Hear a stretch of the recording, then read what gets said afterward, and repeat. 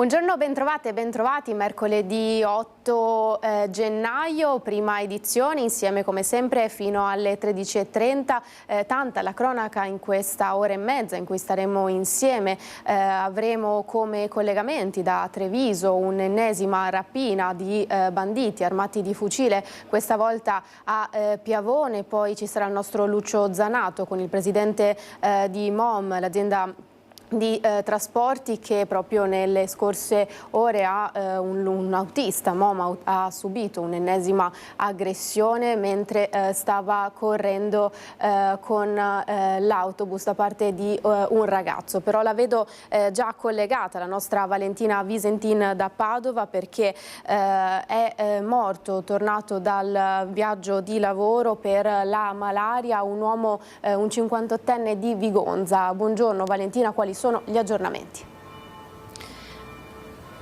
Sì, buongiorno da Padova, dall'ospedale di Padova. La vittima è Luigi Bovolenta, 58 anni, originario del Polesine, ma da tempo residente a Vigonza con la famiglia, stimato agronomo. Era ritornato a fine dicembre, prima delle vacanze di Natale, da un viaggio in Gabon, in Africa. Prima a settembre era stato nella Repubblica del Congo proprio per il suo lavoro di certificatore forestale per un ente internazionale. È qui in questa area dell'Africa che ha contratto il virus della malaria. La conferma è arrivata anche delle analisi che sono state svolte in ospedale a Padova dopo il decesso dell'uomo avvenuto il 5 gennaio scorso, quindi pochi giorni fa. Quella che inizialmente era sembrata una febbre da influenza ha avuto un epilogo drammatico con le condizioni dell'uomo, del 58enne, che si sono aggravati durante le festività di Natale, un netto peggioramento a Capodanno fino al ricovero direttamente dal pronto soccorso, trasferito in rianimazione qui a Padova, dove è deceduto. Visto il suo lavoro nelle terre africane e in particolare in una zona come quella della Gabon, nella Repubblica del Congo, i medici dell'azienda ospedaliera di Padova hanno subito proceduto ad effettuare delle analisi mediche che hanno confermato la diagnosi di febbre dovuta da un'infezione di Plasmodium falciparum, ovvero il parassita della malaria più letale e più diffuso proprio nel continente africano. L'azienda ospedaliera ha dunque trasmesso la relazione sulla vicenda alla Regione Veneto e che ha inviato poi la segnalazione al Ministero della Salute. I medici ci tengono a specificare che, se riconosciuta e trattata in tempo, anche la malaria può scongiurare rischi di complicazioni. In questo caso però si è trattato di una forma acuta e molto grave, come ci spiegherà poi nell'intervista che abbiamo effettuato questa mattina la direttrice del reparto di malattie infettive dell'azienda ospedaliera di Padova. Il caso di Luigi Bovolenta, 58enne di Vigonza, però non è l'unico in Veneto. Come ben ricorderete, ad inizio dicembre c'era stato anche un 55enne di Trevignano, in provincia di Treviso, Andrea Poloni, deceduto per complicazioni dovute dalla malaria dopo il rientro da un viaggio nella Repubblica Democratica nel Congo. Era andata invece meglio ad un paziente trattato a Verona e guarito invece a fine novembre. Ma vediamo di che tipo di malaria si tratta con la spiegazione che ci ha fatto questa mattina la professoressa Anna Maria Cattelan, direttrice del reparto di malattie infettive dell'azienda ospedaliera di Padova. Intanto da Padova è tutto, Rina allo studio. Si parla di malaria cerebrale, che è la forma più grave di malaria e che è quella che purtroppo si accompagna anche a un maggior numero di decessi. Circa il 10-20% dei casi di malaria cerebrale sono casi fatali e in un altro 20-25% dei casi si hanno dei reliquati. La malaria non c'entra niente con la febbre del Congo, diciamo, è direi la parassitosi più diffusa nel mondo e soprattutto nelle aree dell'Africa, nelle aree subsahariane. Questo signore proveniva dal Gabon, dove era stato, credo, anche per lavoro, e si tratta di un'area dell'Africa centrale dove la malaria è endemica e quindi è molto diffusa. La profilassi sicuramente è un dispositivo che abbiamo a disposizione che ci permette assolutamente di ridurre l'incidenza delle forme di malaria. Ovviamente alle volte può non essere sufficiente. L'importante, e questa è una raccomandazione che faccio in generale, è che chi torna dall'Africa o comunque da paesi dove sappiamo esserci endemica la malaria, si ricordino di questa cosa e si ricordino di dirla sempre ai medici con i quali vengono in contatto nel caso appunto di presenza di sintomi, che alla fine all'inizio è soprattutto la febbre, il malessere generale, che sono dei campanelli d'allarme. È ovvio che in questo periodo magari possono anche essere confusi con forme simili influenzali o quant'altro, però quando si torna dall'Africa bisogna sempre tenere presente, profilassi fatta o profilassi non fatta, che c'è il rischio di aver contratto la malaria. Così da Padova, dunque, ora uno sguardo ai quotidiani nazionali. Andiamo intanto sul sito dell'Ansa.it, è una notizia di pochi minuti fa che sta facendo il giro delle redazioni. La giornalista Cecilia Sala sta rientrando in Italia, è stata liberata. L'aereo a Ciampino è previsto l'arrivo alle 15:30, quindi all'aeroporto romano appunto nel primo pomeriggio. L'annuncio di Meloni ai genitori prima della diffusione ai mezzi stampa. Grazie a chi ha contribuito al suo ritorno in Italia, così l'Ansa, ma così anche il Post. Ricordiamo Cecilia Sala era detenuta da giorni ormai, da più di 2 settimane nel carcere iraniano di Evrin, in condizioni non umane, in isolamento. Non era stato nemmeno fatto pervenire a lei il pacco portato dall'ambasciatrice italiana, alla luce accesa di giorno e di notte, nessun letto, nessun cuscino. Ovviamente aspettiamo il suo ritorno. La giornalista collaborava per Cora Media e scriveva per Il Foglio. Quindi dunque questa la notizia della mattinata anche sui quotidiani nazionali. Ora torniamo nel locale andiamo anche qui, in questo caso nel homepage del Gazzettino, della droga nascosta negli ovetti e soldi nei pannolini della neonata. Un cittadino albanese fermato. Vediamo il contributo dalla nostra redazione di Pordenone con il servizio. Un cittadino albanese privo di regolare permesso di soggiorno è stato denunciato dalla Guardia di Finanza di Pordenone dopo che è stato trovato in possesso di 10 grammi di cocaina e circa 22.000 euro in contanti. L'uomo era stato fermato dalle Fiamme Gialle di Pordenone ad un posto di blocco. A seguito di un controllo dell'auto dove si trovava a bordo l'uomo, dietro una bocchetta dell'aria è stato trovato un portasorpresa di ovetti di cioccolato con all'interno 7 dosi di cocaina per un totale di 10 grammi. Lo spacciatore è stato anche trovato in possesso di oltre 2.000 euro di banconote di piccolo taglio. La Guardia di Finanza di Pordenone, assieme ad un'unità cinofila trevigiana, hanno proceduto a perquisire l'abitazione dell'uomo in provincia di Treviso. All'interno della casa sono stati scoperti circa 20.000 euro avvolti in 4 pannolini che erano stati gettati nel cestino del bagno. Dopo il sequestro della droga e del denaro, l'uomo è stato denunciato per spaccio di sostanze stupefacenti e per ingresso e soggiorno illegale nel territorio dello Stato. Ora nel Vicentino, aggressioni agli operatori sanitari e carenza di infermieri, tra le questioni calde affrontate dal sindacato degli infermieri Nursind, che traccia anche il bilancio del 2024. Sentiamo il servizio. Dobbiamo pensare che questo è un problema sociale enorme che dipende da aumento delle patologie psichiatriche e di abuso di sostanze, perché sostanzialmente la maggior parte delle aggressioni avviene da questi soggetti, su cui la deterrenza vale fino a un certo punto perché sono persone che non hanno il pieno controllo di sé.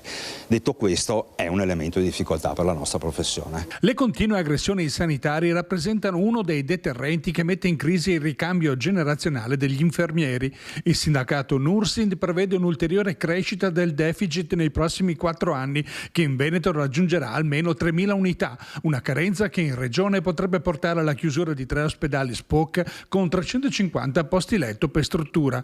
Un disequilibrio tra pensionamenti e nuove reclute che interessa anche il territorio di competenza dell'Usotto Berica. Sì, da noi mancano almeno fra i 180 e i 200 infermieri per dar seguito a quella che è la riforma del territorio, che non è più rinviabile sia per il PNRR ma sia perché gli ospedali stanno implodendo, perché c'è una grossa mancanza di filtro, per cui molti ricoveri da fare, e poi c'è difficoltà di mettere. Chi resta dentro al contenitore dell'ospedale si trova in situazioni veramente pesanti in cui lavorare, quindi la professione ha un problema sia retributivo che organizzativo che sta facendo scappare i professionisti dagli ospedali. Il rinnovo del contratto collettivo nazionale inoltre è ancora in alto mare. A metà mese si tornerà a discutere a livello nazionale, prevista la detassazione al 5% dello straordinario, con incrementi significativi che potrebbero arrivare solo dal prossimo anno. A beneficiarne soprattutto i lavoratori del pronto soccorso.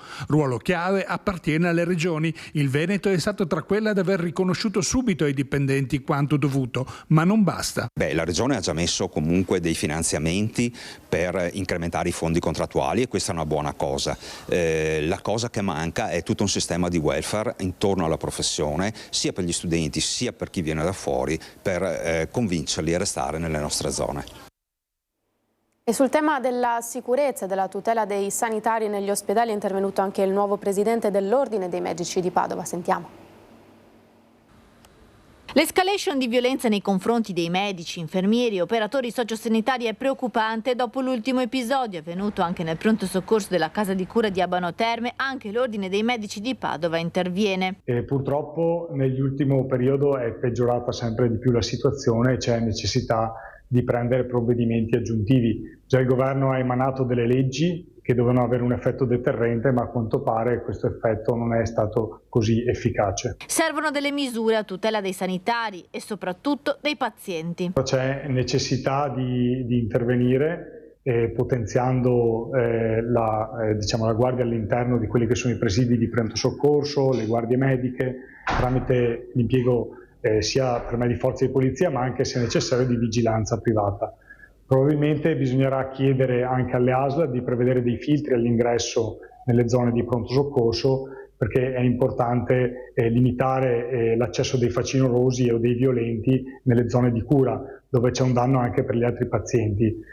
È importante ricordare che per me chi danneggia un operatore sanitario mentre sta facendo la sua professione sta danneggiando la salute di tutti quanti. Pazienti che restano al focus della missione dei medici. Stiamo parlando di casi che si ripetono ma non sono quotidiani e gli operatori sanitari e soprattutto in questa fase i medici si impegnano per dare sempre al massimo le cure ai pazienti, quindi penso che chi si rivolga a una struttura di pronto soccorso sia sempre al sicuro, però è importante evitare che ci sia un'escalation ulteriore e che si peggiori ulteriormente la situazione. Continuiamo a parlare di aggressioni, questa volta ai cittadini. È di ieri la testimonianza dell'uomo pestato a sangue dai ragazzini sempre nel Padovano, a Padova. Spero vengano puniti adeguatamente per una cosa che veramente poteva sfociare in una tragedia.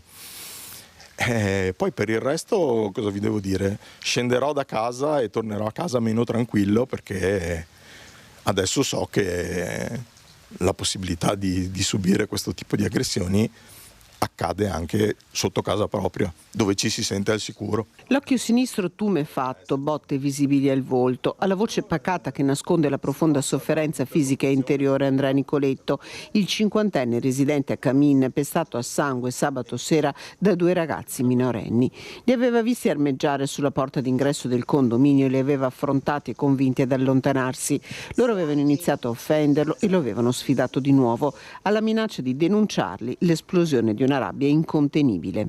Quando ho girato l'angolo, il ragazzo con la giacca bianca mi ha sferrato il primo pugno e distinto avrei risposto, però sapendo le implicazioni ho preferito cercare di immobilizzarlo e l'ho stretto attorno. Uno degli altri del gruppo mi è arrivato alle spalle e mi ha trascinato a terra. Una volta arrivato a terra ho perso gli occhiali e lì ho pensato solo a ripararmi la testa, anche perché i calci purtroppo che mi hanno tirato erano tutti rivolti lì. Io credo che il fatto che il bersaglio fosse quello mi fa venire il dubbio su quale sia il senso della cosa. Era punire o era ferire anche a morte? Dolore per l'aggressione, dolore anche per l'indifferenza. Se mia moglie non fosse uscita dal balcone e non avesse gridato "ho chiamato i carabinieri", non so come sarebbe finita la cosa. Nessuna ferita grave per fortuna, l'ematoma al volto e le botte fanno male, a fare ancor più male è lo spirito. Uno dei papà ha inviato un messaggio di scuse in queste ore. Mi scrive che suo figlio si è reso conto del fatto che è stata un'azione molto grave e che loro prenderanno tutte le possibili precauzioni perché queste cose non vadano a ripetersi. Però lascia il tempo che trova. Sul fatto stanno indagando carabinieri e polizia dopo che Andrea Nicoletto ha presentato denuncia. Uno dei coinvolti è stato identificato. Gli investigatori sono al lavoro per dare un nome anche al secondo. Una rabbia brutale quella degli aggressori. Non sembravano neanche ragazzi sostanzialmente, sembravano veramente degli adulti rabbiosi. Non ho capito. E comunque mi dice mia moglie, che era poi fuori quando ha interrotto l'aggressione, che il resto del gruppo era nell'angolo della siepe, erano tutti fuori che guardavano, magari avevano anche fatto qualche filmato o postato. Certo che anche da parte loro il fatto di capire che questa cosa qui può degenerare in una tragedia non esiste, cioè era uno spettacolo. Insomma, il tema della sicurezza al centro della cronaca della nostra regione. Andremo dopo anche a Vicenza sentendo le parole del prefetto a questo riguardo, ma pur sempre di sicurezza possiamo parlare anche con la nostra Francesca Bozza, come annunciato in apertura, a Piavon di Oderzo, dove ieri dei banditi armati di fucile hanno rapinato una tabaccheria. C'è stata molta paura tra i clienti che si trovavano all'interno proprio dell'esercizio. Francesca, buongiorno. Buongiorno Edi, buongiorno ai telespettatori. Lo hai detto bene tu, c'è stata paura, angoscia da parte dei titolari della tabaccheria di Piavon di Oderzo, vittime di questa rapina da parte di 4 uomini, tutti con volto e mani coperte, 2 di loro armati di mitra e di un'arma compatibile con quelle in dotazioni all'esercito. Parliamo dunque di una banda specializzata, non certo dei rapinatori improvvisati. Tutto si è svolto in pochissimi istanti. Sono entrati in quel momento, oltre ai 2 titolari c'era una cliente, sono andati dietro al bancone, uno di loro ha spinto contro un angolo marito e moglie, mentre questo rapinatore li teneva fermi, un altro ha portato via l'incasso della giornata, circa 300-400 euro, asportando anche parte proprio del registratore di cassa. Nella fuga hanno poi strappato la borsa alla cliente andandosene via. Dunque davvero pochissimi minuti bastati però per creare paura, terrore per appunto marito e moglie titolari di questa tabaccheria e per la cliente. Indagini da parte dei carabinieri, sono stati naturalmente acquisiti i filmati delle telecamere interne del sistema di videosorveglianza della tabaccheria. La moglie del titolare era stata vittima di una rapina molto simile 30 anni fa, quando lavorava in un negozio d'abbigliamento. Anche in quel caso un rapinatore le aveva puntato una pistola alla testa prima di portare a termine il colpo. Da sottolineare il via vai di clienti abituali. Questa è la tabaccheria storica del paese, un via vai di clienti che, saputa la notizia, sono venuti qui per portare la propria vicinanza ai titolari, che ci hanno detto di aver voluto tenere aperto oggi. Ieri l'idea era quella chiaramente di tenere chiuso, anche perché proprio manca il registratore di cassa e dunque ci sono delle difficoltà nel portare a termine il proprio lavoro, ma hanno voluto proprio in segno di vicinanza, perché dicono i cittadini qui sono quasi una famiglia, ci danno tanto e quindi era giusto questa mattina esserci, tenere aperto anche per loro, e quindi la paura viene messa da parte, si va avanti, si guarda avanti nonostante appunto la tensione. E chiaramente questo episodio, lo ripetiamo, 2 dei 4 rapinatori armati, uno di mitra e un altro con un'arma compatibile con quelle in dotazione all'esercito, insomma potete immaginare il clima che ha creato qui in paese, e ora si chiede una maggiore presenza di forze dell'ordine, ma anche, come spesso viene detto in questi casi, pene più certe, più severe. Da Piavon, se non hai domande Edi, è tutto. Chiaramente i titolari non se la sentono in questo momento di parlare, ancora sotto shock. Se dovessimo avere ulteriori aggiornamenti ti richiederò la linea. Grazie Francesca per questi aggiornamenti. Francesca Bozza, che si sta muovendo anche su Fontanelle, dove è stata rapinata la casa del farmacista, dove non sembrerebbe stato portato via nulla, ma la casa completamente messa a soqquadro. Ed era a Fontanelle proprio ieri la nostra Anna De Roberto, perché i ladri hanno colpito diverse volte nel comune. Un progetto di installazione di nuove telecamere c'è, dice la sindaca, anche per prevenire o comunque mantenere alto il livello di attenzione e di sicurezza in paese, ma non ci sarebbero i soldi per installarle, perché paradossalmente a Fontanelle non c'è abbastanza criminalità. Sentiamo quindi il servizio di Anna De Roberto. Un progetto con il quale abbiamo partecipato ad un bando uscito dal Ministero lo scorso anno, ma che non ci ha visti ovviamente aggiudicatari, in quanto uno dei criteri per poter portare a casa questi contributi è quello di avere un alto tasso di criminalità. Fortunatamente da quel punto di vista devo dire non rientriamo con questo criterio e come tale siamo stati penalizzati. Un progetto che supera i 200.000 euro prevede l'installazione di diverse telecamere di lettori targa system in ingresso e in uscita nel comune. Il paradosso vuole che non abbia portato a casa i fondi perché Fontanelle non ha un tasso di criminalità abbastanza elevato. Telecamere come quelle che i residenti di via Ungaresca avrebbero chiesto. Sarebbe proprio indispensabile poter avere nel territorio qualche telecamera, qualche sorveglianza, proprio per rassicurare anche di più noi cittadini stessi. Era il 17 novembre scorso quando 2 malviventi sono entrati in un'abitazione a Fontanelle, malmenando i 2 residenti con un portagioie in legno. Gli aggressori non sono ancora stati rintracciati. Fontanelle non vuole cedere alla paura e si schiera con Don Ezio Giovanni Segati, il parroco, che ha scelto fin dal suo arrivo di tenere aperte tutte e 4 le chiese fino a sera. Questo è il messaggio del sindaco. Si cerca manodopera ovunque, quindi dico anche queste persone che rischiano continuamente la loro vita, rischiano la loro incolumità per poi pochi soldi, perché ormai nelle case, nelle chiese nessuno tiene più grandi patrimoni, grandi soldi, grandi quantità di soldi, quindi dico è meglio forse un lavoro onesto e rischiare meno la vita, ecco, quindi speriamo insomma che si vada più verso questa filosofia e quindi ci sentiamo liberi di tenere le porte di casa e delle nostre strutture, delle nostre chiese comprese, aperte. Questo dunque da Fontanelle, ma la cronaca ci porta a Schio nel Vicentino per il giallo della morte del 32enne di origine nigeriana. Dopo aver ritrovato il corpo dell'uomo dissanguato nella notte di lunedì, gli investigatori ieri hanno intensificato le ricerche per ricostruire la dinamica degli eventi. La fidanzata dell'uomo sarebbe stata ascoltata nella notte dai carabinieri. Per gli aggiornamenti da Schio proprio il nostro Daniele Garbin. Buongiorno.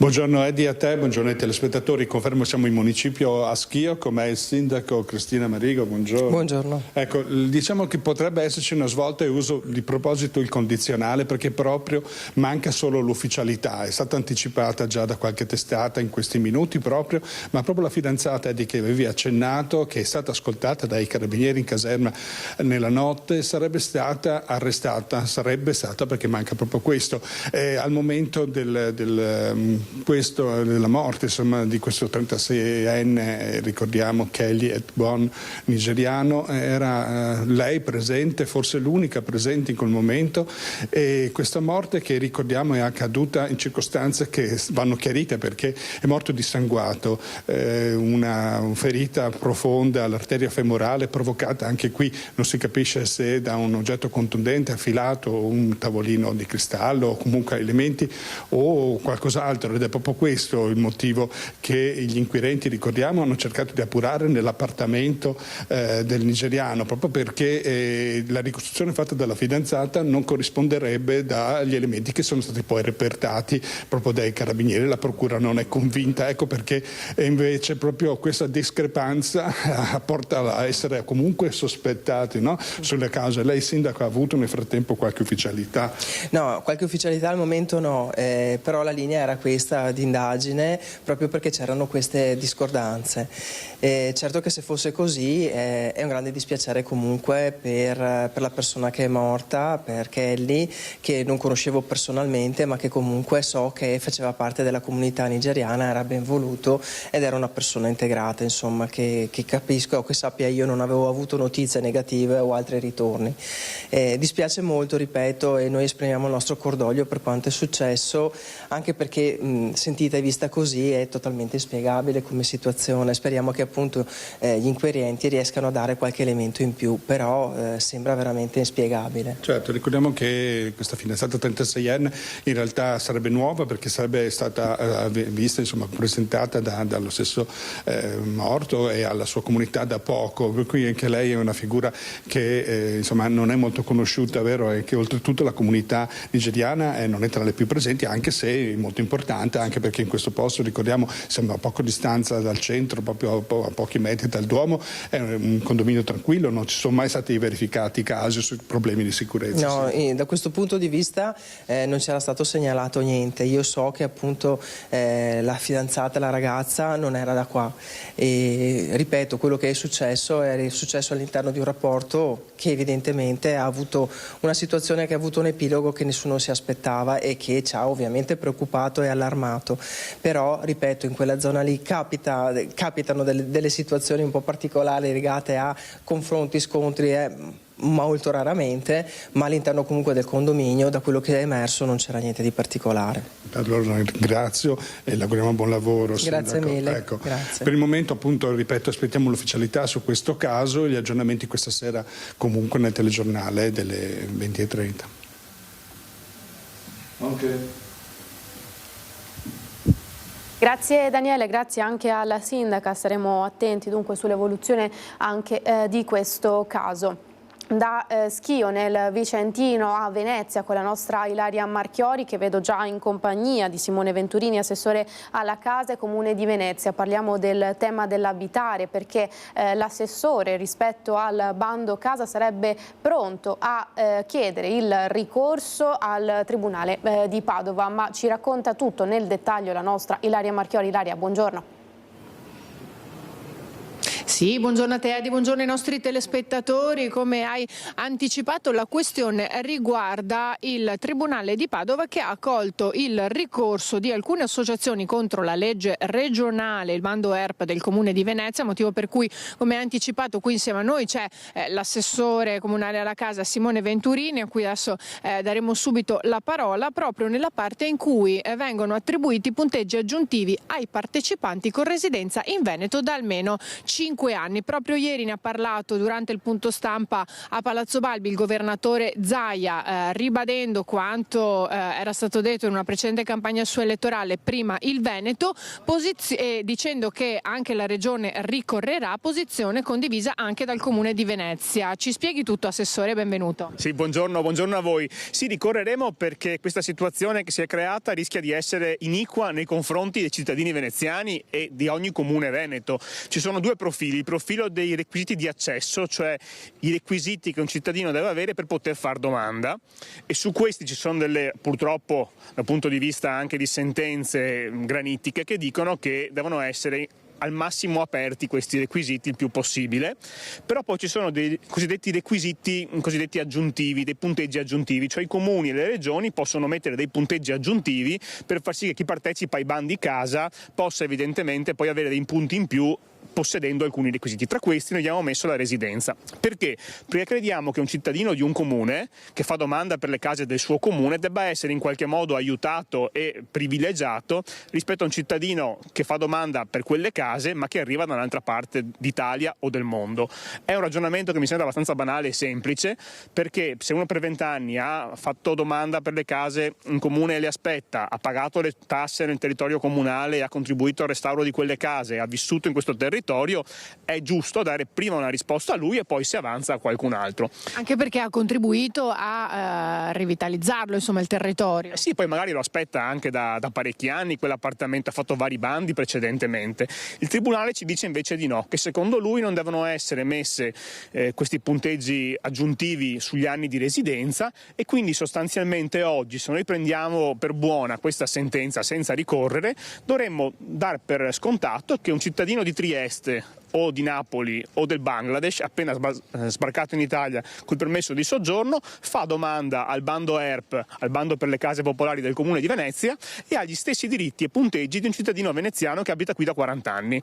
E mi sembra abbastanza folle come situazione, anche perché andremmo a creare una situazione di accentramento nei comuni che hanno più case di disagio sociale, perché tutti i territori circostanti che hanno meno case manderanno i cittadini a fare domanda nel comune capoluogo, in particolare Venezia, che è il comune che ha più case in assoluto in Veneto, e ovviamente il comune attirerà e attrarrà in città delle situazioni di fragilità che, se sono limitate a quelli della città, riusciamo a farci fronte a fatica in questo momento storico. Se invece iniziano a sommarsi anche situazioni di fragilità, di bisogno dei comuni limitrofi e delle regioni limitrofe, davvero siamo davanti a una situazione problematica. Quindi è davvero preoccupante questa sentenza, è preoccupante anche insomma che da alcune parti politiche venga salutata con favore, perché non si capisce che non si fa un dispetto a me o al governatore Zaia, si fa un dispetto ai cittadini veneziani che davanti a una sentenza del genere rischiano di essere loro discriminati, e non certo i 3 cittadini stranieri che hanno fatto ricorso a suo tempo del comune di Padova, peraltro questi cittadini, sul bando del comune di Venezia, senza avere alcun tipo di legame col comune di Venezia e impugnando appunto questi nostri bandi e la legge regionale. Assessore, per quanto riguarda invece i bandi già assegnati? Allora, i bandi social housing non sono toccati da questo tipo di sentenza, perché riguarda solo le graduatorie del bando ERP del 2022. Chi invece ha già avuto la casa prima della sentenza della Corte Costituzionale e della successiva sentenza del giudice di Padova non devono avere alcun tipo di problemi, perché sono assegnazioni stabili e da questo punto di vista insomma stiano tranquilli. Adesso il Comune insieme alla Regione valuteranno con le rispettive avvocature se e in che modo ricorrere a un secondo grado di giudizio, e nel frattempo se e come emanare un bando tenendo presente la sentenza e ovviamente la giurisprudenza in oggetto.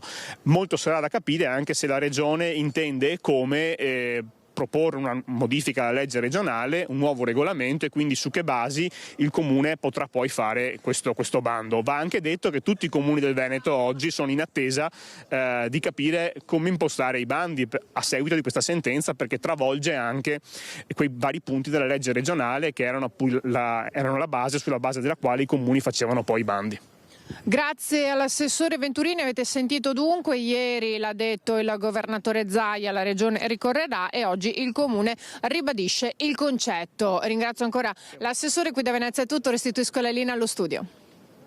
Grazie Ilaria per questi aggiornamenti, ovviamente anche al contributo dell'assessore. Noi torniamo con la cronaca su Treviso, perché è di ieri la notizia che ieri mattina appunto è stato aggredito un autista della MOM in una linea proprio delle Corriere nel Trevigiano, la Treviso Lovadina.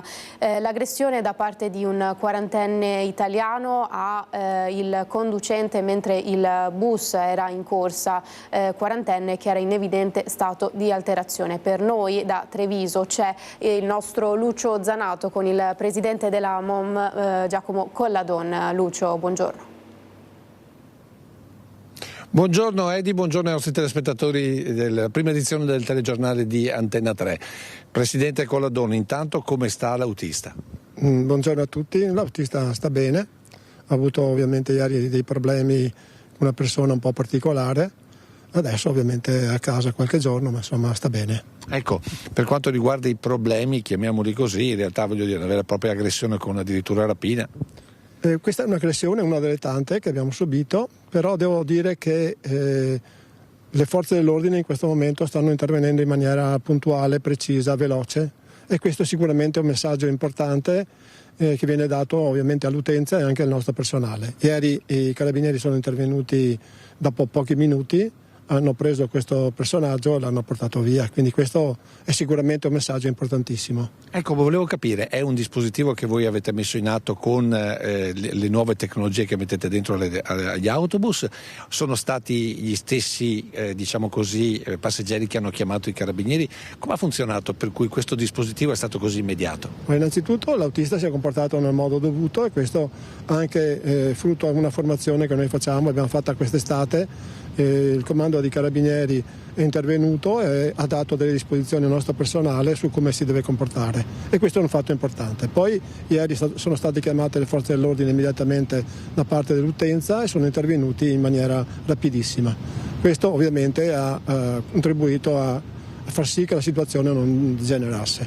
Questa è una cosa importante anche perché dobbiamo far presente che anche in altri frangenti che abbiamo avuto in altre parti della provincia le forze dell'ordine sono state velocissime e hanno risolto i problemi in modo immediato. Ecco, questo per dire insomma che c'è una sinergia per cui chiunque abbia modo di voler offendere, chiamiamolo così, o comunque fare degli atti non legali all'interno dei bus della MOM comunque sa di essere controllato. Sicuramente sì, abbiamo ovviamente con tutte le forze dell'ordine, col prefetto, questore, con l'Arma di Carabinieri, io sono in contatto col tenente colonnello De Luca che è sempre presente in ogni nostra situazione e questo è un fatto sicuramente, un messaggio sicuramente importante perché fa sì che i nostri autisti siano più tranquilli e che l'utenza possa ovviamente usare i nostri mezzi in modo tranquillo e pacifico. Ecco, un'altra cosa, voi avete formato gli autisti perché si difendano ma comunque non offendano. Sicuramente sì, il comando di carabinieri quest'estate in varie riunioni in varie parti della provincia si è incontrato con il nostro personale autista, gli ha dato le indicazioni, loro che sono esperti nell'ordine pubblico hanno dato ovviamente delle informazioni sul comportamento da usare in caso di situazioni come quella di ieri. Ecco, che tra l'altro è una situazione dove c'era, diciamo così, questa persona in evidente stato di alterazione, non era ubriaco. No, era in stato di alterazione e quindi era difficilmente gestibile, no?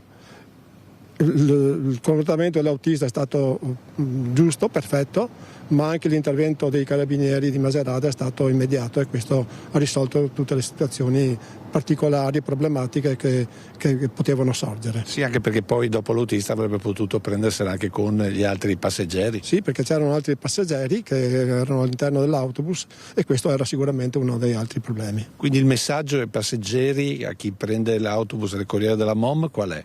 Il messaggio che noi diamo a quelli che prendono gli autobus di MOM è che le forze dell'ordine sono presenti, abbiamo visto anche nei fatti recenti, sono presenti, arrivano in maniera immediata e questo è sicuramente una garanzia per la tranquillità di tutti.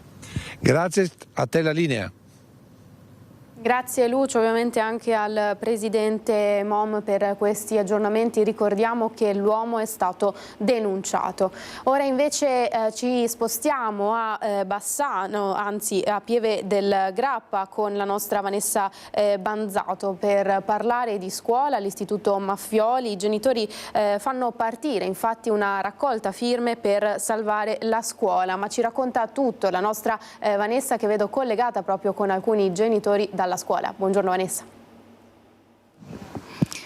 Buongiorno a te Edi e a tutte le persone che ci stanno seguendo da casa. Ci troviamo proprio davanti, come appena accennato tu, all'Istituto Maffioli qui a Fietta di Paderno, in comune di Pieve del Grappa, istituto che sta rischiando la chiusura. Come ci sono dei genitori ma ci sono anche degli insegnanti, ci sono anche 2 alunne che vogliono assolutamente dire a gran voce: tenete aperto questo istituto alberghiero che diventa fondamentale per un'intera comunità. Con me uno dei genitori, Marco Grigoletto, che porta avanti questa battaglia. Tra l'altro è cominciata proprio domenica questa raccolta firme online che si affianca alla raccolta firme cartacea per evitare assolutamente la chiusura della scuola. Sì, certamente, buongiorno a tutti.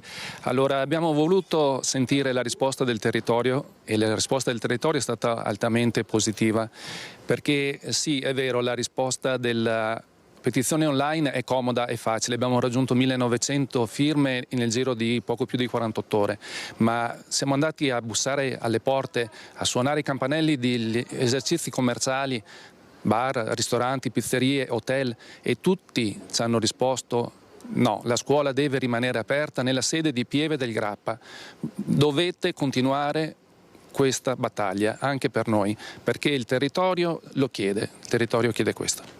Chi lo chiede il territorio, lo chiedono le famiglie anche e soprattutto di tanti ragazzi e ragazze più fragili, che hanno trovato proprio in questa scuola un'oasi a livello umano, un'oasi a livello culturale, un punto di riferimento importantissimo.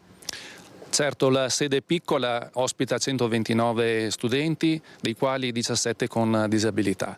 La sede ha saputo ospitare appunto questi ragazzi con fragilità, dove loro si sentono parte integrante della scuola, sono accolti al pari degli altri, anche i ragazzi con difficoltà che hanno la necessità di un ambiente piccolo, di un ambiente che li possa ospitare in serenità ed arrivare a scuola in autonomia, perché questi ragazzi riescono con i mezzi pubblici a arrivare a scuola in autonomia e le famiglie sono tranquille e serene perché possono contare su questo servizio.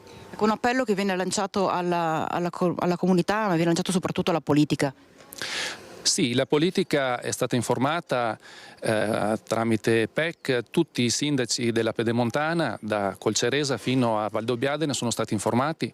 Abbiamo avuto fino ad ora una risposta informale, però nei prossimi giorni, come Comitato dei genitori, istituiremo un tavolo tecnico dove vorremmo convocare in modo formale tutti i sindaci e tutti gli assessori all'istruzione di questi comuni per prendere una decisione che sia unita, una decisione che deve essere presa non solo dalla politica ma anche dalle famiglie e dalla scuola. Insomma, far sentire la voce, ci sono i genitori, ci sono tante famiglie, ma ci sono anche gli insegnanti. Nello specifico abbiamo un insegnante di italiano e lei è uno dei portavoce appunto dell'intera scuola. Sì, non deve chiudere? No, la scuola non deve chiudere, insomma noi come insegnanti abbiamo espresso il nostro parere firmando una lettera in cui condividiamo l'idea che hanno anche appena espresso i genitori, cioè la scuola è un qualcosa di importante, questa scuola è importantissima per il territorio pedemontano, è una risorsa che sarebbe davvero un grande peccato perdere, e la speranza è che chi dovrà prendere le decisioni non guardi solo ai costi, ai numeri, ma capisca l'importanza del tessuto sociale del territorio. I ragazzi e le famiglie si stanno impegnando molto perché ci tengono a rimanere in questa scuola, è una scuola che negli anni ha mostrato il suo valore e che vuole continuare anche a proporre insomma un'educazione importante per gli alunni di questo territorio, e ci auguriamo insomma che gli appelli non rimangano inascoltati, ma che ci sia una risposta concreta da parte delle istituzioni, insomma. Questa risposta che chiedono anche studenti e studentesse. Abbiamo 2 ragazze di quinta, 5 anni che frequentate questo istituto, dite non siamo numeri, siamo studenti e famiglie, come recita appunto lo striscione che state sostenendo. Esattamente, noi facciamo parte di questa scuola da 5 anni, sappiamo che è una scuola piccola dove è un ambiente molto ristretto ma molto familiare, Qui dentro ci conosciamo tutti e tutti sappiamo che questo ambiente deve essere preservato e deve continuare così negli anni. Non si può chiudere questa scuola perché si andrebbe a disperdere la familiarità che si è creata e soprattutto le altre scuole sono a 20-30 km da noi, quindi sarebbe un dispendio economico soprattutto per i nostri familiari che magari non tutti se lo possono permettere, ma un dispendio anche di tempo per noi studenti che oltre alla scuola magari pratichiamo sport o abbiamo altre attività aggiuntive. Quindi noi ci auguriamo che questa scuola rimanga aperta. Hai sentito un appello che viene lanciato in maniera corale, genitori, insegnanti, studenti, studentesse, e tra l'altro è arrivato anche, si sono mobilitati anche gli esponenti regionali del Partito Democratico per chiedere appunto che anche in regione si smuova qualcosa perché l'Istituto Maffioli qui a Pieve resti aperto, resti attivo, continui a ospitare studenti e studentesse, continui ad essere un punto di riferimento per l'intero territorio, l'intera comunità. E da Pieve del Grappa per il momento è tutto, ti ricedo la linea. Vanessa, grazie anche ai tuoi ospiti, forte la loro voce. Noi parleremo di politica con un ampio spazio dedicato e anche poi dei vari cantieri in atto in questo momento nella provincia di Treviso, ma non solo, anche del tema della sicurezza stradale e della sicurezza in generale, ma tutto subito dopo la pubblicità, tra poco.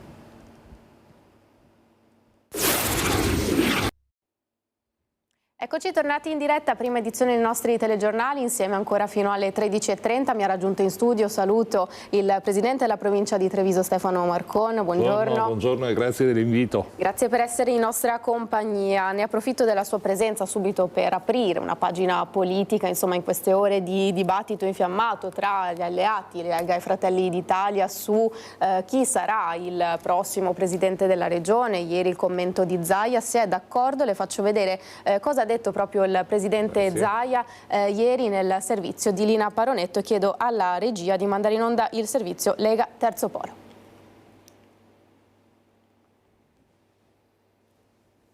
Arriva,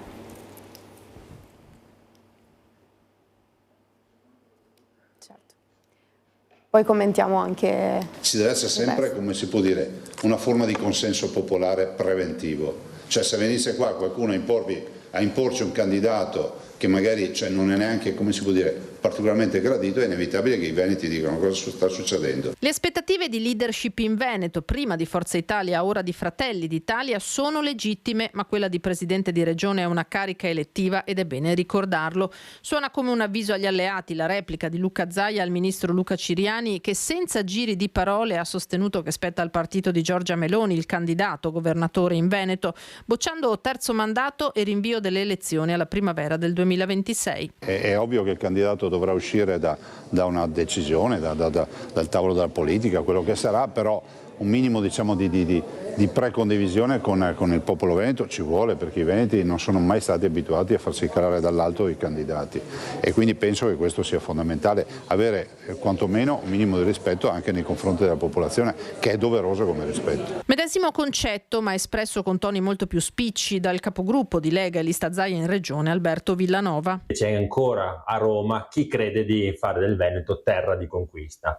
Voglio rassicurarli, il Veneto non sarà mai terra di conquista. La Lega vuole un proprio candidato presidente, ma non abbandona l'idea che sia Zaia a ripresentarsi, sebbene giovedì nel primo Consiglio dei Ministri dell'anno all'ordine del giorno del governo ci sia l'impugnazione della legge regionale con cui la Campania autorizza il terzo mandato per Vincenzo De Luca, atto che per Zaia non sarebbe comunque definitivo.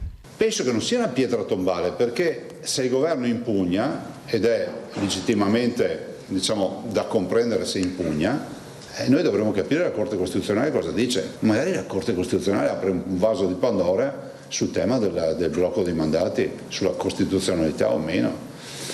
Però detto questo, io non è che perdo sonni. Correre da soli potrebbe d'altro canto essere molto rischioso per la Lega, anche con un candidato forte come il sindaco di Treviso, Mario Conte. Il Carroccio potrebbe cercare sostegno al di fuori della coalizione di centrodestra. Nicolò Rocco, presidente regionale di Azione, fa sapere che il partito di Carlo Calenda sarebbe pronto al dialogo. Noi siamo assolutamente una forza con cui dialogare. ma ovviamente in questo momento non ci inseriamo nelle diatribe di altre coalizioni. Stimiamo assolutamente Mario Conte, come abbiamo lavorato in alcune città siamo col centro-sinistra, come in alcune regioni siamo col centro-destra, per cui noi teniamo aperte tutte le strade, ma la nostra stella polare sarà assolutamente il programma. E insomma, Presidente, lei anche da esponente della Lega, una Presidente Zaia che non molla e un terzo polo pronto a strizzare l'occhio ovviamente anche al partito del Carroccio. Cosa ne pensa? Penso che la coalizione di centrodestra abbia dimostrato qui nei vari livelli che è una coalizione che governa bene, che riesce a portare a casa risultati importanti per gli enti che amministra. Il tema del terzo mandato è un tema sul quale si discute da tempo, è oggettivamente un limite che è riservato solo ai presidenti di regione o ai sindaci sopra i 15.000 abitanti e quindi penso anch'io che in qualche modo bisogna ragionare perché questo limite venga tolto, non trovo alcuna ragione logica e come si è detto più volte sono i cittadini che poi pensano oppure indicano da chi farsi governare e non è un automatismo che chi si candida al terzo mandato poi venga eletto. L'abbiamo visto anche con le recenti tornate amministrative.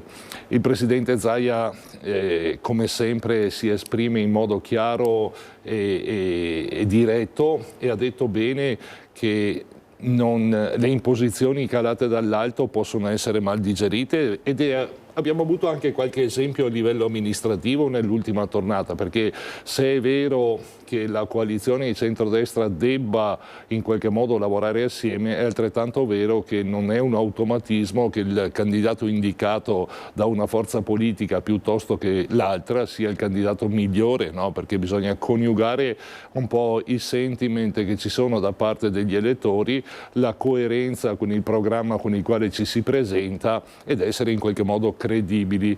Abbiamo avuto esempi in verso opposto. Quindi io penso che il terzo mandato, la discussione sul terzo mandato debba essere portata avanti e superata, perché non trova un riscontro, ripeto, in altri livelli di governo dei territori. L'auspicio è che si trovi una quadra, come ha detto attenderemo laddove il governo impugnasse la legge della campagna l'esito della Corte Costituzionale e può essere anche che da lì nascano alcuni spunti di riflessione che portino a superare questo limite. È previsto infatti per domani all'ordine del giorno del governo questa impugnazione. Cosa si aspetta lei, Presidente? Il governo sembra intenzionato ad andarla ad impugnare. Leggo che nel Consiglio dei Ministri i ministri della Lega forse si distingueranno, staranno facendo le proprie valutazioni e poi attendiamo, e se devo dire la verità anche con ansia di capire quale sarà l'orientamento del governo rispetto a questa legge che ha fatto il governatore della Campania, che sostanzialmente non venisse impugnata dalla possibilità al governatore De Luca di potersi ricandidare ancora. Non significa che poi verrà eletto. Certo, certo. E secondo lei questa, se verrà impugnata o meno questa legge, quindi la possibilità o meno che per i presidenti di regione possono fare il terzo mandato sostanzialmente aprirà anche in base alle decisioni del governo, alla linea che sceglierà il governo, ricordiamo Fratelli d'Italia, ci possano cominciare ad essere delle spaccature più evidenti che insomma già abbiamo annusato un po' in questi ultimi mesi dell'anno. Qualche discussione magari un po' più accesa nei territori è quasi normale che ci sia. A livello governativo vedo una coalizione compatta e che in qualche modo è sempre riuscita a trovare una quadra, perché hanno la consapevolezza che se si continua ad andare avanti così si governerà il Paese ancora per un lungo periodo, il mio modo di vedere. Nei territori vedo anche qui in provincia di Treviso che Fratelli d'Italia, un po' in virtù dei numeri, in virtù del vento in poppa che hanno, si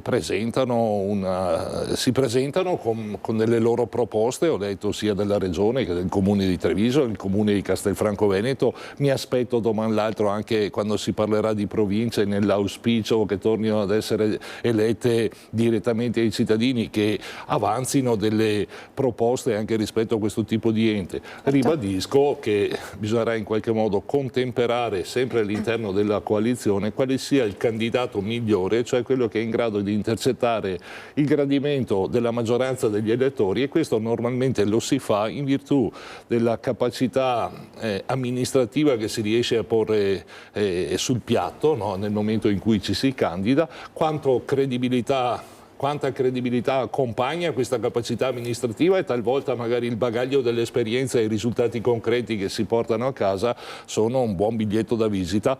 Oggi Fratelli d'Italia sta crescendo anche sotto il punto di vista degli amministratori, ma risulta ancora magari inferiore, quando parlo di amministrativi, come numero di amministratori. Presidente, leggo tra le righe di quello che mi ha detto, lei sta dicendo, insomma, popolo veneto, popolo magari anche trevigiano, parliamo di Treviso se vogliamo ristringere il campo alla politica provinciale, è affezionato alla Lega, quindi è difficile che un candidato di Fratelli d'Italia, magari un volto nuovo, possa avere appeal nella popolazione, questo mi sta dicendo? Non bisogna mai porre limiti alla provvidenza, questo non si sa, questo lo si vedrà nel momento in cui si andrà a votare o ci si approssimerà alla prossima tornata amministrativa. Sappiamo che per quel che concerne i comuni le elezioni prossime saranno nella primavera del 2026 e quindi abbiamo ancora oltre un anno davanti di tempo, un anno nel quale bisogna essere concentrati a terminare la propria attività amministrativa. Per le regionali non si capisce ancora se sarà in autunno piuttosto che il prossimo anno.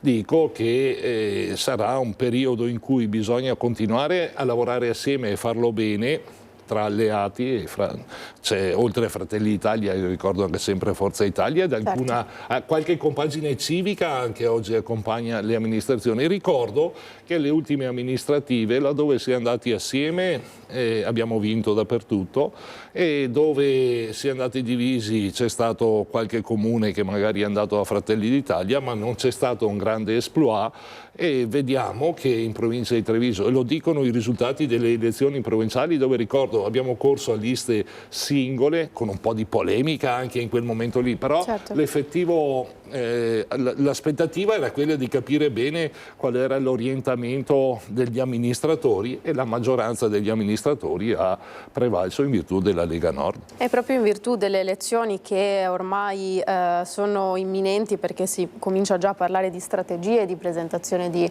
volti o di totonomi alle regionali. E proprio ieri sera a Focus, il programma del nostro direttore, si è infiammato il dibattito. Sentiamo. Prima cosa, il fatto che Fratelli d'Italia si è sempre comportata benissimo. Vicenza, insomma, la scalata alla lista civica del sindaco non è stata una grande cosa da parte degli esponenti Fratelli d'Italia, ce lo ricordiamo questo. No, non è scalata, è stato Rucco che è venuto in Fratelli d'Italia. Vabbè, però precedentemente la scalata è stata fatta, ha dovuto cambiare 2 assessori, dai. Non è stata una cosa bellissima farla. Ce lo ricordiamo.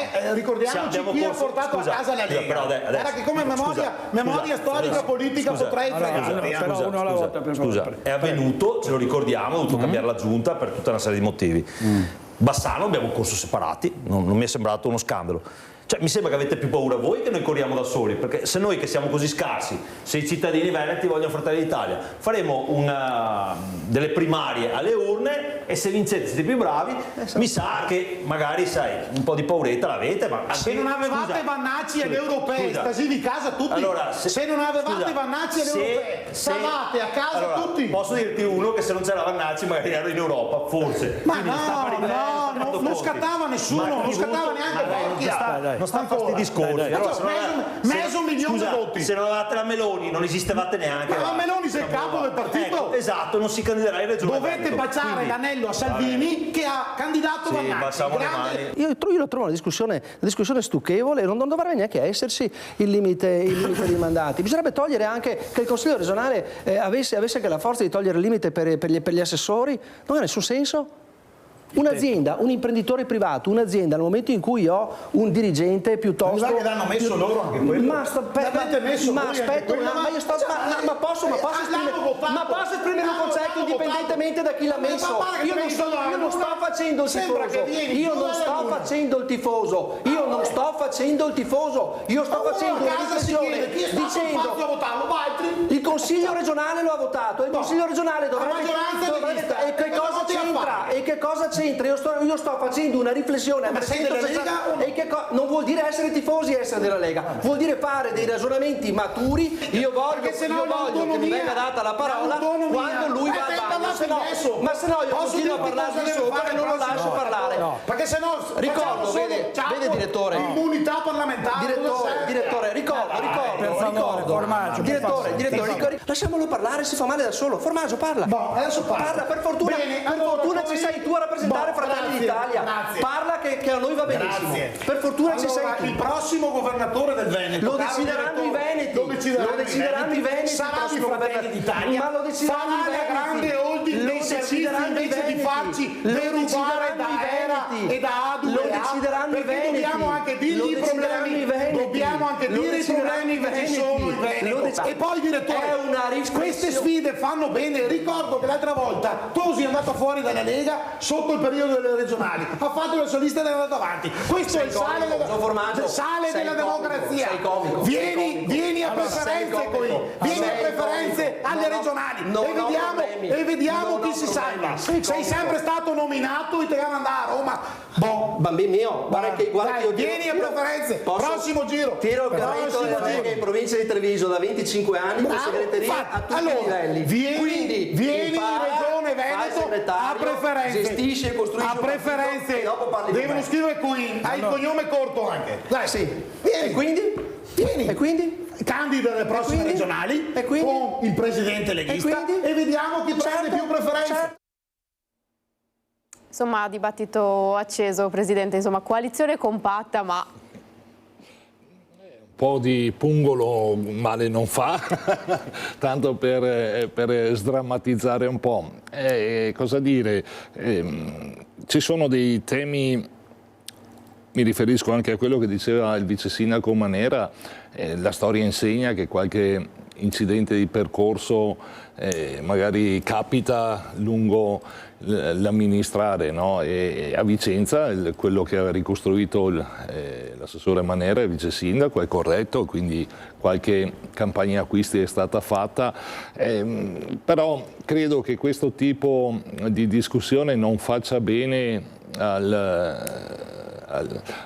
agli amministrati, oppure ai cittadini. Risulta un po' stucchevole, uso il termine usato dall'onorevole Quinn, perché non stanca, la maggioranza dei cittadini ascolta e vorrebbe sentire parlare di programmi indipendentemente da amministrazione, e io penso che abbiano bisogno di segnali concreti, tangibili, cioè di opere calate a terra oggi, perché di discussioni di questo tipo ormai se ne sentono, sono quotidiane e corrono il rischio solo di allontanare, di disaffezionare coloro che poi partecipano alla tornata elettorale e sono sempre meno.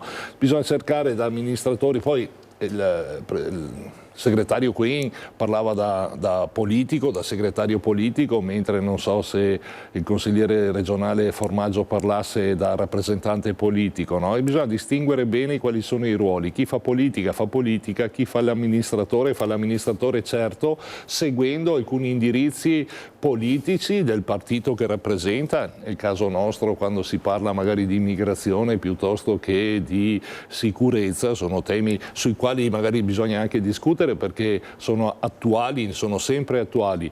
E a me piace, per esempio, nel mio essere amministratore, il sottoscritto e alla squadra che mi accompagna e che ricordo sempre essere di coalizione, parlare di risultati concreti, tanto in provincia quanto in comune. Il focus del nostro programma era la realizzazione di opere pubbliche, di soddisfare i bisogni dei cittadini, di cercare di dare dei riscontri sulla sostenibilità della crescita delle comunità, e ci concentriamo su quello. Poi ribadisco, tornando alla parte politica, siamo in un periodo di fibrillazione abbastanza importante perché la Lega oggi a livello nazionale si è stabilizzata a percentuali che insomma, se qualche anno fa erano ancora percentuali di cui godere, no, oggi, visto che abbiamo avuto momenti molto più felici, ci fanno riflettere. Noi continuiamo a lavorare così come amministratori, cercando di farlo nella coalizione di centrodestra, nel rispetto di quegli indirizzi e di quei valori che caratterizzano questa coalizione. Poi quando sarà tempo, come è già stato detto, i cittadini sapranno votare colui o colei dalla quale farsi rappresentare o dal quale farsi rappresentare. Presidente, appunto ricordiamo anche che lei è sindaco di Castelfranco, quindi insomma di politica locale ne sa. Prima di concludere questa pagina riguardante la politica e poi passiamo invece ai progetti in provincia, lapidario, terzo mandato sì o no, si farà? Io auspico di sì, io spero di sì, perché è un'anomalia tutta italiana. Attendiamo dunque anche l'esito di questo ordine del giorno, dell'impugnazione di questa legge della campagna, no Presidente? Attendiamo. Attendiamo fiduciosi e speriamo che la democrazia prevalga, si faccia prevalere la democrazia, perché è un esercizio di democrazia dar la possibilità alla gente di presentarsi al voto, anche a coloro che magari hanno già fatto un paio di mandati. Posso citare un esempio lapidario? Sì. Con l'attuale norma sulle province, che è legata al sindaco, potenzialmente i sindaci che sono presidenti di provincia di comuni sotto i 5.000 abitanti, e mi riferisco al presidente della provincia di Vicenza per esempio, potenzialmente può fare il presidente della provincia tutta la vita. Basta che rimanga sindaco e quel sindaco lì non ha limiti di mandato, quindi ci rendiamo conto di quanto ci sia bisogno di fare una riforma comprensiva e lineare del sistema elettorale. Penso che questo sia un esempio che calza. Presidente, parliamo di provincia, di progetti. Dal 2016 al 2027 uno stanziamento di quasi 300 milioni di euro, gli argomenti cardine e i settori cardine su cui si sta agendo: ambiente, edilizia scolastica e sicurezza stradale, viabilità. Ci racconti un po' e anche com'è stato il bilancio del 2024, siamo inizio 2025, cantieri in atto, insomma che cosa ci dobbiamo aspettare? Torniamo alle cose che mi piacciono di più, quelle concrete, no? Parlare di numeri, parlare di cose fatte. Come ha detto lei, una piccola correzione, dal 2016 al 2027 con gli interventi fatti, quelli in corso e quelli programmati, saranno 293 milioni che caleranno a terra, si usa dire così, in provincia di Treviso, rispetto sia ad edilizia scolastica che a viabilità e ambiente. Sono numeri che ho presentato all'ultima assemblea dei sindaci e colgo l'occasione anche per ringraziare tutti i sindaci della provincia di Treviso, perché è stato votato all'unanimità questa proposta di bilancio e questa è una soddisfazione da amministratore. Quindi siamo andati oltre anche ai colori politici. Che cosa? Sull'edilizia scolastica è stato un anno veramente eccezionale, quello passato, il 2024, perché sono stati 27 milioni calati a terra sull'edilizia scolastica. Da quando siamo partiti, dal 2016 al 2027 appunto, 35 i cantieri in ambito PNRR sulle nuove scuole, piuttosto che sull'efficientamento o l'adeguamento sismico dei plessi scolastici della provincia di Treviso. Siamo stati, io dico bravi, ma sono stati bravi un po' gli altri sulla capacità di intercettarle queste risorse, perché non era semplice farlo, ma soprattutto di calarle a terra entro i termini. Cito l'esempio di Vittorio Veneto, dove è stata demolita e ricostruita una scuola in Città della Vittoria e i lavori sono conclusi, la inaugurerò qui entro la fine di gennaio, per un importo da 9 milioni e 9, con un cronoprogramma che ha consentito di terminare i lavori un anno prima rispetto al previsto. Chiedo alla regia, intanto abbiamo qualche immagine da mostrare, giusto anche per dare un po' il senso di quello che di cui stiamo parlando, e poi abbiamo anche un PDF preparato proprio proprio dai suoi collaboratori, Presidente, Così che insomma dà anche un po' il sunto di tutti i numeri che ci sta dicendo, un po' di... Eccolo qui, 60 milioni per quest'anno, sono quelli del 2024, quel Città della Vittoria, il Casagrande di Pieve di Soligo, a Montebelluna il Veronese primo stralcio. Ricordo che a Montebelluna abbiamo completato anche l'ex Levi Maffioli, vedete in Audi Scarpa e Maffioli, con l'ultima ala del Maffioli, con interventi da quasi 15 milioni. Sono tutti lavori in corso, alcuni già terminati. Soddisfazione abbastanza grande posso esprimere ed motiva un po' d'orgoglio, e voglio condividerlo anche con l'ente provincia stesso, con i dirigenti e i funzionari, oltre che alla squadra di governo, perché a noi spetta il compito di calare indirizzi. All'epoca so che mi dissero: Presidente, sono ambiziosi questi indirizzi, però li centreremo, e i risultati si cominciano a toccare con mano. Vedete, qui è l'inaugurazione delle gallerie del Grappa, altro impegno. Lì c'erano dei distacchi potenziali di massi anche da 10 quintali, e quindi bisognava intervenire, un intervento tribolato, perché ad onor del vero siamo stati fermi per il maltempo, abbiamo ritardato un po' i lavori, però poi alla fine abbiamo messo finalmente in sicurezza quella strada dopo tanti anni di rattoppi, chiamiamoli così, che non garantiva sicurezza. Abbiamo messo insieme un po' di immagini che hanno caratterizzato le varie inaugurazioni di opere di viabilità e di inaugurazioni di nuovi plessi o comunque questa è la nuova sede del liceo, esatto, a Castelfranco Veneto. Sì. Prima abbiamo visto una rotatoria in quel di Villorba. C'è stata, per esempio a Vittorio Veneto stiamo costruendo una nuova palestra, anche qui sono volontari. Questa era stata un'esercitazione di protezione civile, una posa di una prima pietra che abbiamo fatto al Planche, questa a Lancenigo. Questa è la posa della prima pietra della palestra invece a Vittorio Veneto, i cui lavori sono in corso. È un palazzetto cofinanziato dal Comune per 550.000 euro, dal costo di 4 milioni e 2. Anche qua apro una parentesi, è la copia di un intervento che abbiamo fatto a Castelfranco Veneto un anno e mezzo prima, dove a Castelfranco abbiamo speso 3 milioni e 3, mi sembra, 3 e 4. Rifarlo a Vittorio Veneto, stesso identico, dopo un anno, parlando di aumenti di costi, costa quasi 1 milione in più. E non è poco. E non è poco, e non è semplice gestirli questi progetti, perché quando li abbiamo candidati erano un po' figli di un prezzario vecchio, no? Dopo c'è stata la bolla speculativa e non abbiamo voluto perdere nessuna opportunità, perché il mandato era di non restituire un euro a Roma neanche sotto tortura, ho detto, non bisogna mandarli indietro. E sono stati bravi la provincia ad assecondare questo tipo di indirizzo, e adesso stiamo toccando con mano i risultati. Qui i risultati concreti, tangibili, dei quali si perde memoria presto anche qualche volta, perché poi quando è fatta una scuola nuova te lo ricordi quando hai il figlio che la frequenta per i 5 anni, poi magari ci si dimentica, no? Però la soddisfazione per il sottoscritto è ampia, anche perché efficientamento energetico, per esempio. Le nuove costruzioni abbattono tantissimo le emissioni in atmosfera, e accompagnate ad altre misure di sostegno all'ambiente qualche risultato sta arrivando. E parliamo di ambiente subito dopo la pubblicità. Presidente, mi chiedono la regia di mandare la pubblicità, poi continuiamo a parlare un po' di numeri, progetti, insomma cosa c'è in campo anche per questo 2025, tra poco. Bene.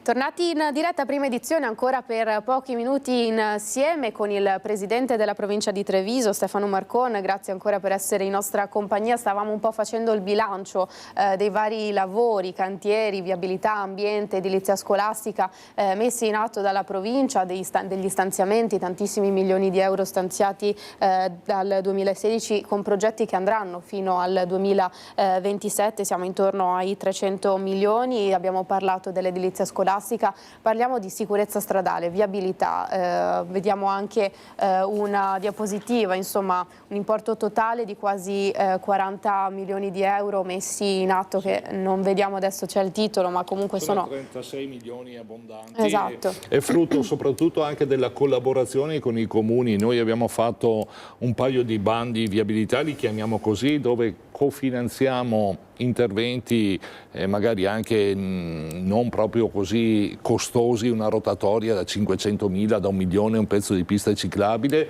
cofinanziamo nella misura del 50% sulla falsariga di quello che fa anche la Regione, e questo consente di poter realizzare delle opere, ne abbiamo fatte 60 già dal 2016 ad oggi, di messa in sicurezza del patrimonio viario.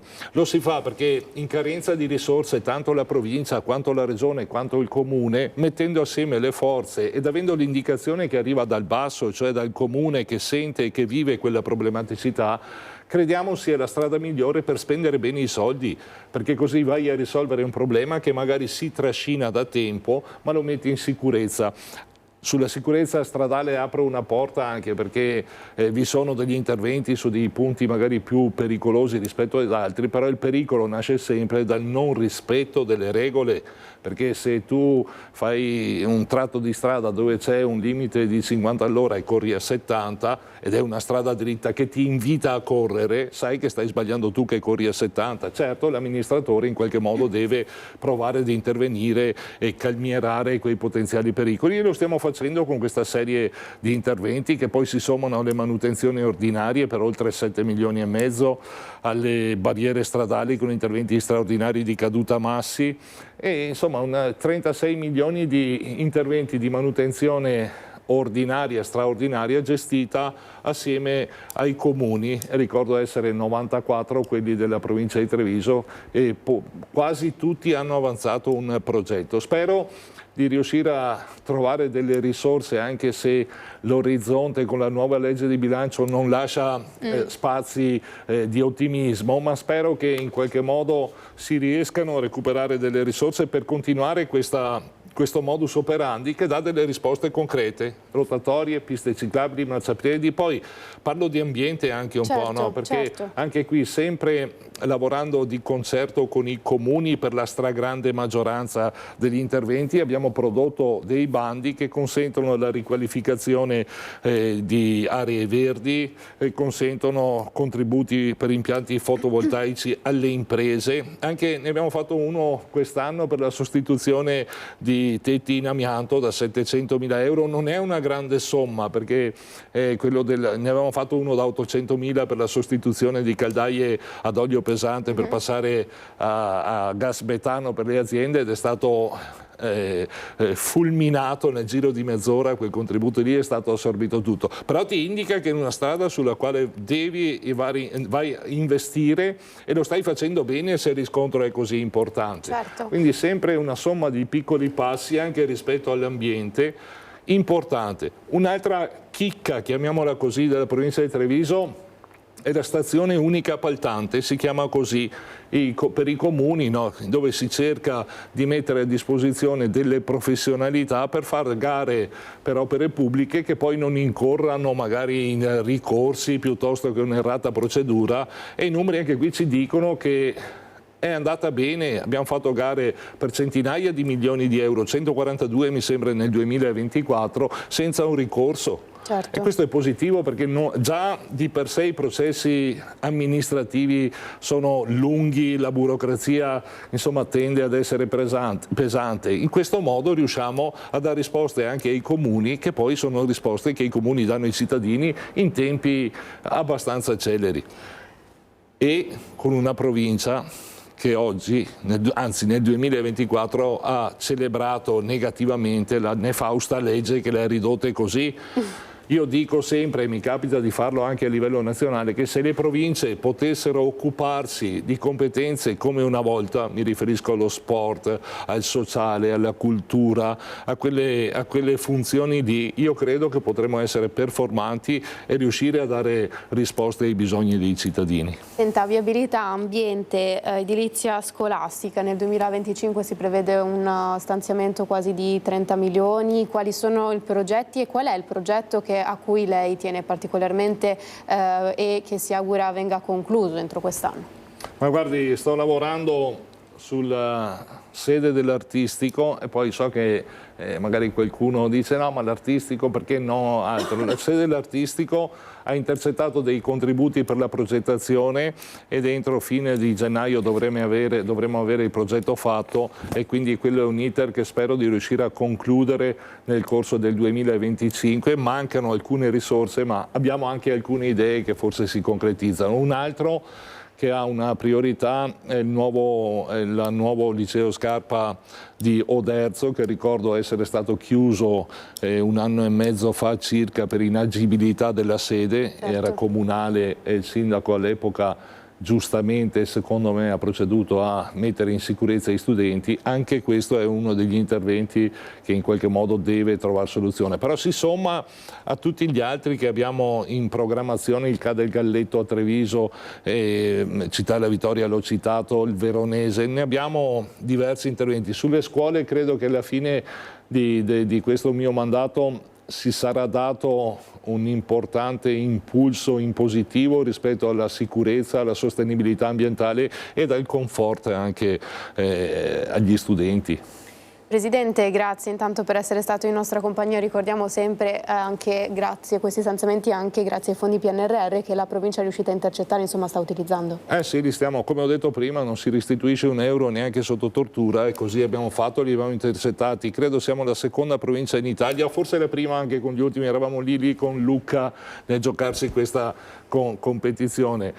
Spero che si guardi avanti, perché adesso, finita l'euforia un po' del PNRR, bisogna tornare a pensare dei finanziamenti, perché non è che termina nel 2026 il fabbisogno di manutenzione, certo, o di nuova programmazione, e c'è bisogno di tornare ad avere delle disponibilità economiche per continuare questo, che è un percorso virtuoso attivato, che speriamo appunto non termini. Insomma, vediamo cosa succederà. Grazie ancora per essere stato in nostra compagnia, il Presidente della Provincia di Treviso, Stefano Marcon. Grazie. Grazie a lei.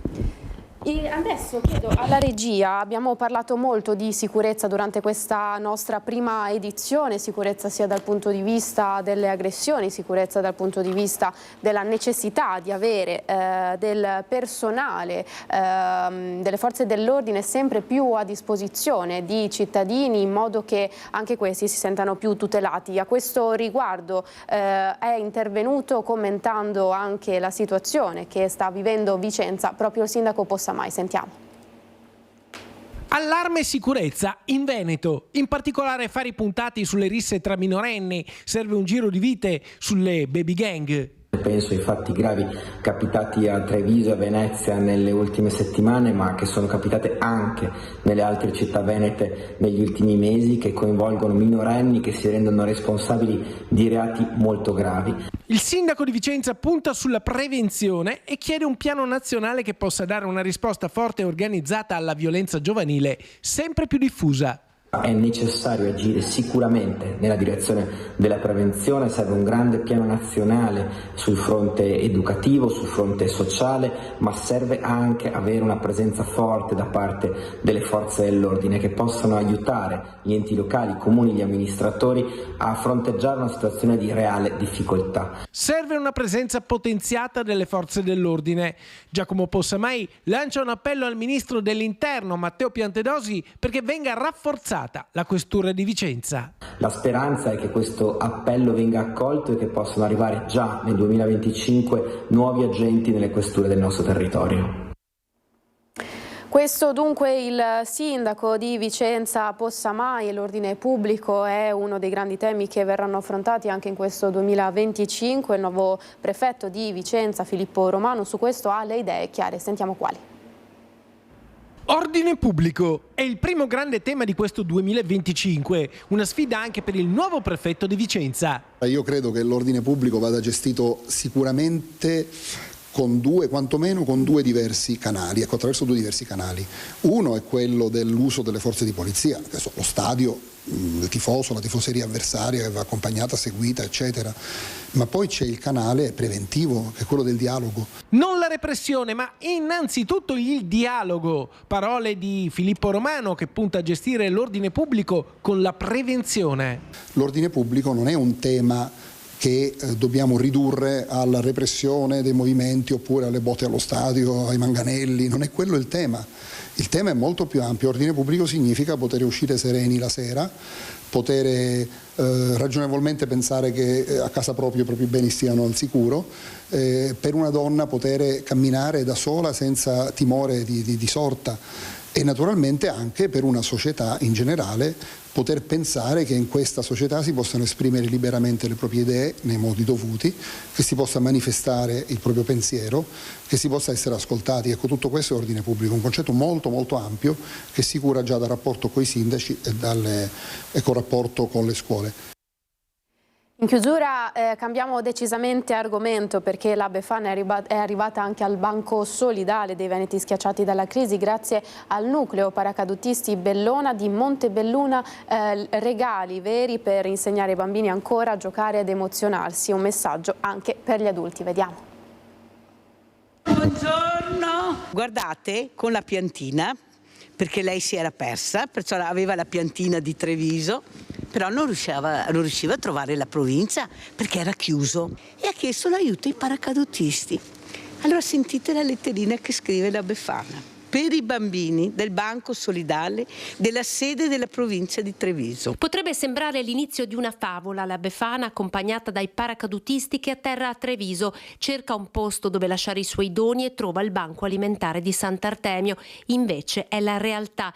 Il gesto del nucleo paracadutisti Bellona di Montebelluna è lei, Mirella Tuzzato, presidente dell'associazione Veneti Schiacciati dalla Crisi, che con l'aiuto dei volontari prepara i giochi per consegnarli ai bambini. Questo anno sono arrivata io con il paracadute, accompagnata dall'associazione paracadutisti. Io penso che non abbiamo veramente mai avuto una Befana così, anche mi emoziono. Bambini che hanno meno o spesso non hanno nulla, che al banco alimentare del mercoledì troveranno un dono. Quei problemi attuali che ci sono anche di questi giovani, penso che la Befana e con Babbo Natale stiano facendo anche questo, perché hanno bisogno di punti di riferimento, e penso che sognare ed emozionarli fin da piccoli sia una cosa bellissima. Doni come giocattoli, come cibo, vestiti, coperte per i più grandi, o come i panettoni che l'amministrazione comunale di Spresiano ha fatto avere. Devo continuare a dire grazie al sindaco Marco Della Pietra con gli ambassador Dupen, che hanno portato 130 panettoni, perché nessuno aveva portato un panettone, a parte le famiglie o le persone. Doni che il banco è pronto ad accogliere e distribuire, l'unico nella Marca, l'unico in Italia aperto dentro ad un ente pubblico, un posto speciale che merita per questo di essere raccontato. Abbiamo abbigliamento, facciamo fatica a donare cibo, pasta, latte, quello ce lo compriamo, confessa Mirella Tuzzato, emozionata come non mai nel leggere la letterina della Befana ai bambini. Cari bambini, grandi doni per voi tutti, perché lo meritate. Bravi, bravi e bravi. Un grande abbraccio dalla vostra Befana. Insomma, si chiude così in bellezza e con gioia questa prima edizione dei nostri telegiornali. Ricordo dopo la sigla, come di consueto, il meteo e poi l'approfondimento dedicato alla CGIL. Oggi si parlerà di tutela nel mondo dell'artigianato con Rosita Battain del Dipartimento dell'Artigianato della CGIL. Grazie ancora per essere stati in nostra compagnia. Appuntamento anche ai telegiornali di questa sera a partire dalle 18:30. Grazie a tutti, arrivederci.